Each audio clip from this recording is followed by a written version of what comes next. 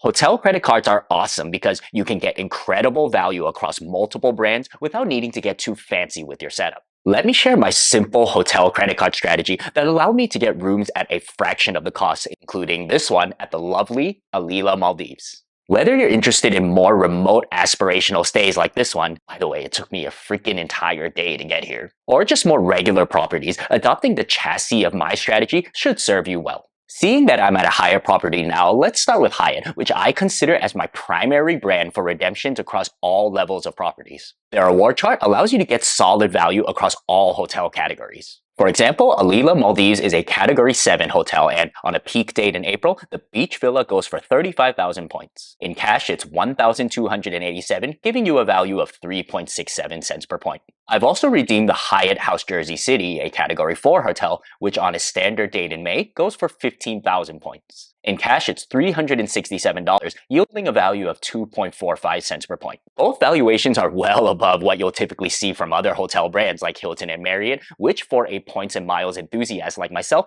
you love to see. How I earn the bulk of my Hyatt points is firstly by earning welcome offers on the Hyatt credit cards from Chase. Thus far, I've gotten a 60,000 point bonus on the World of Hyatt business card, and my wife is currently working on her 60,000 point bonus on her World of Hyatt business card, which she will attain once we pay this final bill for this Alila Maldives stay. I don't see much value in the card's multipliers except for maybe the 4x on Hyatt purchases, but even that doesn't get utilized too much because we typically book our stays with points and not with cash. As for the World of Hyatt personal card, it's likely in my future, but it's certainly not of high priority due to the mediocrity of its welcome offer as well as the lack of usability of its free night certificate. For all you guys sounding the alarm on that last point, let me explain myself a bit later in the video. For now, let's get back to my second approach for earning lots of Hyatt points, which is through welcome offers and spend multipliers on Chase's ultimate reward point earning cards. See, if you have one of the Chase Sapphire Reserve, Chase Sapphire Preferred, or Chase Ink Preferred, you can transfer your Chase points to Hyatt points at a 1-to-1 rate. And if you also have the no annual fee ultimate rewards earning cards like the Freedom Flex, Freedom Unlimited, Ink Cash, or Ink Unlimited, the points on those cards can be moved to one of the 3 aforementioned cards and transferred to Hyatt as well. My wife and I have taken advantage of several welcome offers on the Ink and Sapphire cards, and we've moderately taken advantage of the 5x categories on cards like the Ink Cash and the Freedom Flex, such that even after this huge redemption for Alila Maldives, we're collectively still sitting on about 500,000 Chase points. We're thus well positioned to keep Hyatt as our primary brand for redemptions for the foreseeable future. Key downside, however, is that unlike with some other hotel brands, you can't achieve meaningful levels of status just by holding a credit card. That said, while I'm not enjoying things like free breakfast and potential upgrades to a suite that a Hyatt globalist would, Hyatt remains an integral part of my hotel credit card setup due to its potential for incredible redemptions of all kinds.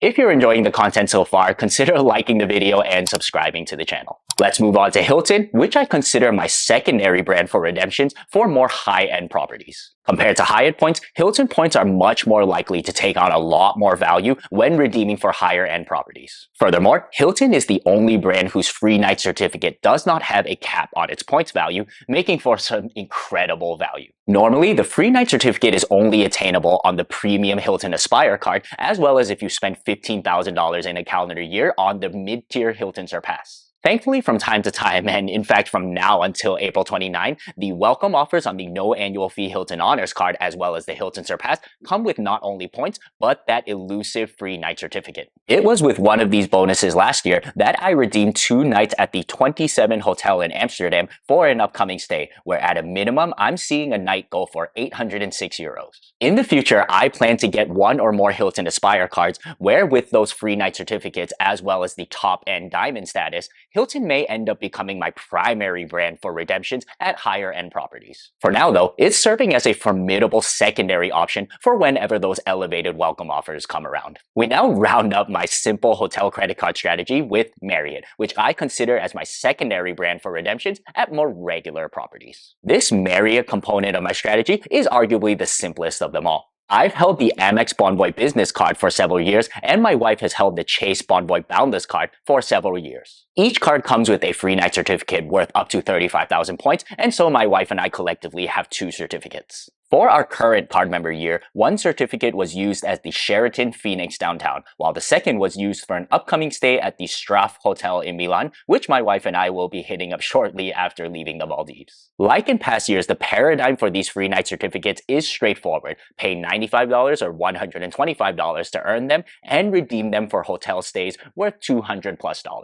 Now, remember earlier when I subtly trashed on the Hyatt Personal Cards free night certificate? I have 2 reasons for why I vastly prefer Marriott's 35K free night certificates. 1. Marriott has a far larger footprint than Hyatt, and more importantly 2, Marriott's certificate is far more flexible in how you can use up to 15,000 points to top up the value of your certificate. With Hyatt's free night, Category 5 and above hotels are simply not in play. Because of the top-up feature on Marriott's free night certificate, I generally like to keep a stash of Marriott points rather than using all of my points on an all-points redemption. And with that, my simple hotel credit card strategy: Hyatt as the primary, Hilton as the secondary for high-end properties, and Marriott as the secondary for regular properties. As well as this strategy has served me over the past few years, I can't help but consistently wonder, what's next?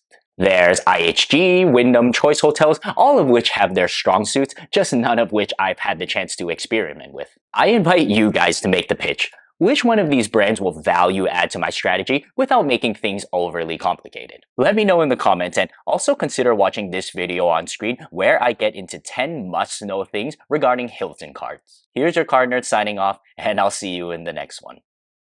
Peace.